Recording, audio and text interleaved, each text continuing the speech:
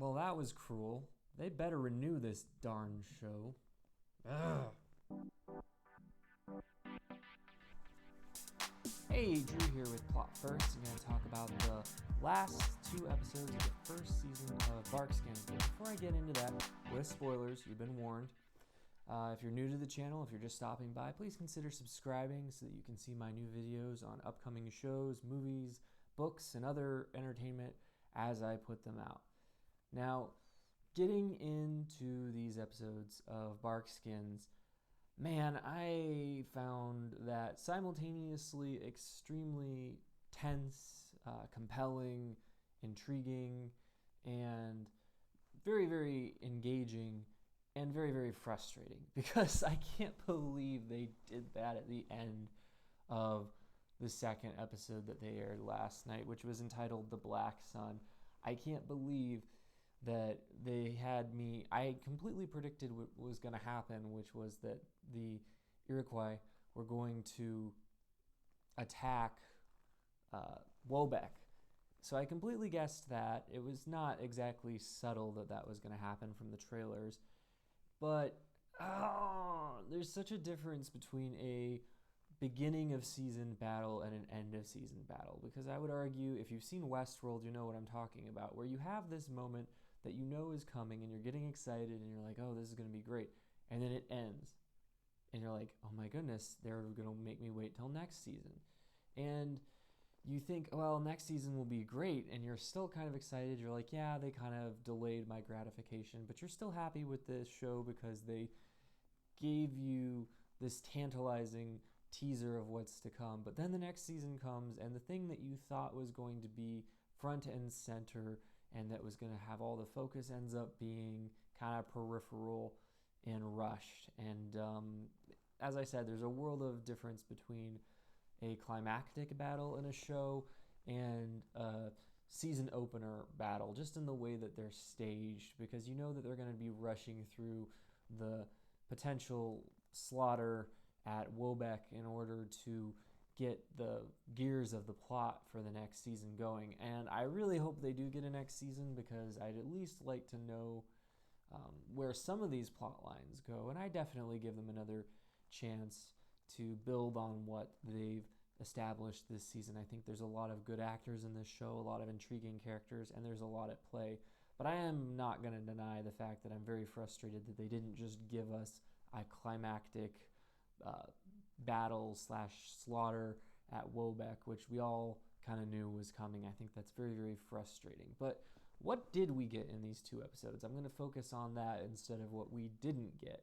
So the first episode, Bees in a Bottle, we got to see some more of the romantic possibilities of different characters teased out. There weren't any huge developments. I think that honestly the biggest thing that happened in this episode was that Hamish Gomes killed his brother-in-law after discovering that Renardette actually slit the throat of someone while he was escaping the Iroquois. And it's interesting because this episode really sets up this tension, this torment that Hamish Gomes is feeling as he is going along with the British plan to slaughter the French settlers. And I had initially thought that Yvonne would be fine with this plan, but he actually seems to be the one who is having a greater struggle going along with this. And Hamish, I really appreciated how I guess it's Hamish, they took him really to the brink. And I've always thought that he was probably one of, if not the protagonist of the show. And it was really, really interesting just to see him being tortured emotionally by what he should do in this situation. And it didn't resolve in this episode, but I'll get into what happened in the next episode. I really enjoyed the scene where Trip Henye went and found Renee Sell and Marie, another couple that is potentially getting teased out here. I kind of know where this goes because I've read the book, but it was interesting to see this relationship develop. I feel like they actually have more chemistry than a lot of the other couples that they've tried to set up. I actually don't find Captain Bouchard and Mathilde particularly compelling as a couple. I feel like I don't really understand what the point of Captain Bouchard is. I don't think he's a terrible character. He's just another bearded guy. I don't really understand why he's interesting. And the romance between him and Mathilde feels a little bit forced to me because she's just recently widowed. So I really don't know why this is here other than to have another romance, and potentially if he dies, which it seems like he very well may have died at the end of The Black Sun, if he dies, to make his death more impactful because of how it affects Mathilde. But I liked the scene where Trepanier showed up and Marie and Renee were eating together, and he said, "What's going on here?" And Renee said, it's just supper. And then Trepanier is like, "Do not take me for a fool. I can see it as a supper. The greatest betrayal happened at a supper," which seemed like an odd line, but it didn't really strike me as out of place because he is a very fittingly religious character in keeping with the time. So I assumed that, it would make sense for him to just bring up the betrayal of Jesus at the Last Supper by the disciple Judas. It seemed fitting to me that he would bring that up in this context, and it didn't really have to mean anything. But it took on a whole new meaning in the light of the next episode and what ended up happening with Marie in that episode. So getting into the next episode, The Black Sun, the opening scene was just chilling. I don't think there's another word for it. I really thought it was well directed, and I felt like it was an important scene because it showed Hamish's descent into darkness as he goes along with Gay Bill and the Iroquois as they're slaughtering these French settlers. And I thought the dialogue was really interesting. "I killed a bear under the black sun. We are all animals, animals without mercy," that the dying man said before Gay Bill offered him mercy, quotation marks. I feel like if he was going to offer him mercy, he could have probably just shot him through the head instead of guiding the arrow into his heart. That didn't seem like the kindest way to kill him. But it is cinematic, I guess, so there's that. But that scene, I felt like it was really interesting, and I felt like, again, I feel like it plays a lot into the last scene of the episode and how things play out between Hamish and Gay Bill. But again, this episode, we got to see more of this courtship between Delphine and Elisha Cooke, which I find this whole dynamic hilarious. It's like, Mathilde's like, "Your stock has gone down. You're going to have to marry this English guy with a beard because no one will want to marry you now." And this whole thing seems laughable considering she's just this gorgeous woman, and she seems to have a very, very warm and likable disposition. So this idea that the men of this town wouldn't want to marry her because of a scar on her abdomen, that would be so repellent to them. I mean, granted, I haven't seen this scar, so I don't really know what we're talking about here, but come on, there's no way it's that bad. There's just no way. It's really hard to fathom how this would be such a barrier for the men of the town. They teased out the possibility, and this, coming from the books, I tend to think if they do a second season, this will definitely happen. They teased out the possibility that Elisha Cooke would take Delphine with him on a trip to Asia, to China. And obviously, I don't think he would actually take her within the historical context of the day. I feel like this is something that they want to do in the show because they can't just have Elisha Cooke and Charles Duquet travel to China. They have to have a female character along. And I don't think this would actually have happened historically speaking, but I think it's a good plot device to have their relationship explored further.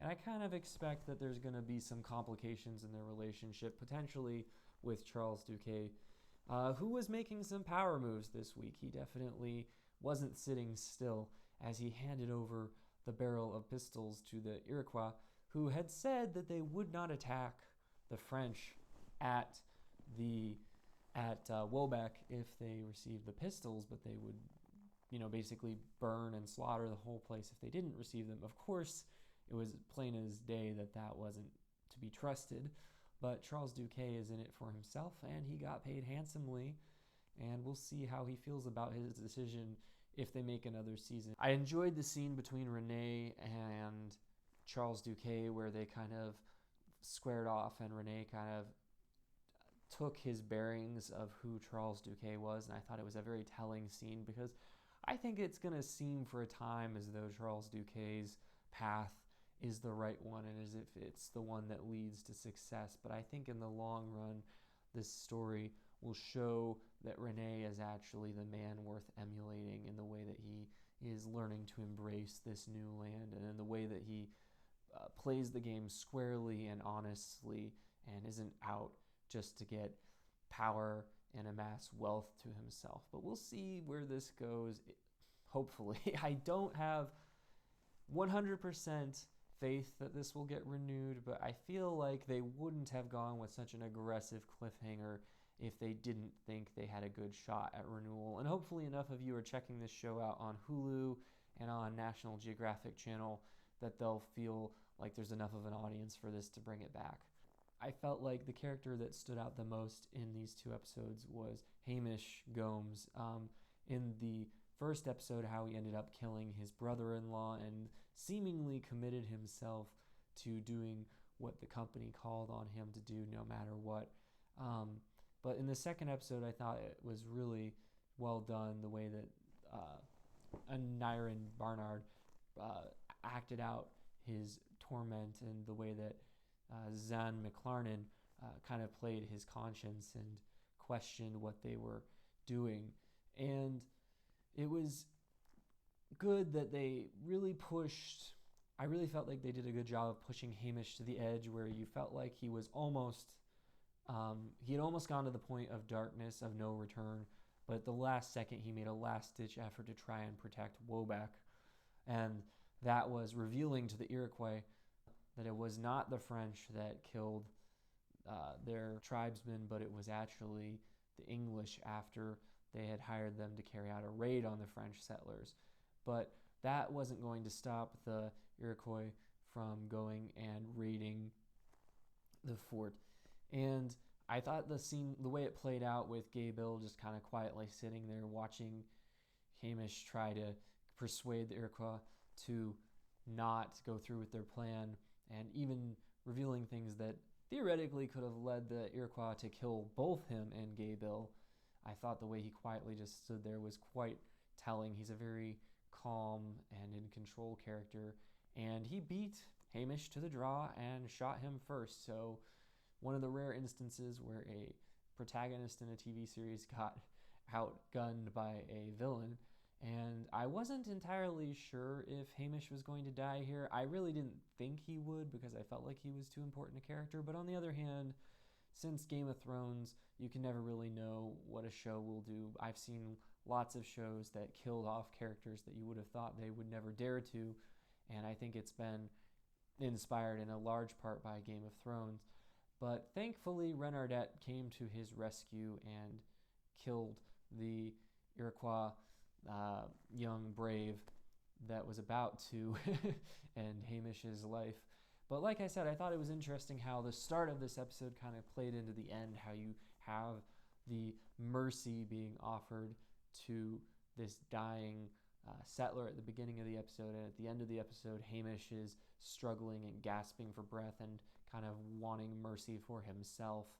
And we see the theme of the words that the settler said as he was dying kind of play out, how men are basically just cruel animals. And like I said, I really wanted to see the fallout from the attack on Woback this episode, but we're going to have to wait till next season, assuming there is one. It was also interesting to see the way things played out with Trepagny and Marie. Now, you might have stopped watching a little bit early, and if you did, you might not have realized that apparently he's not dead. He's up on top of his perch where Renee left him as kind of a, I guess it was the best way he could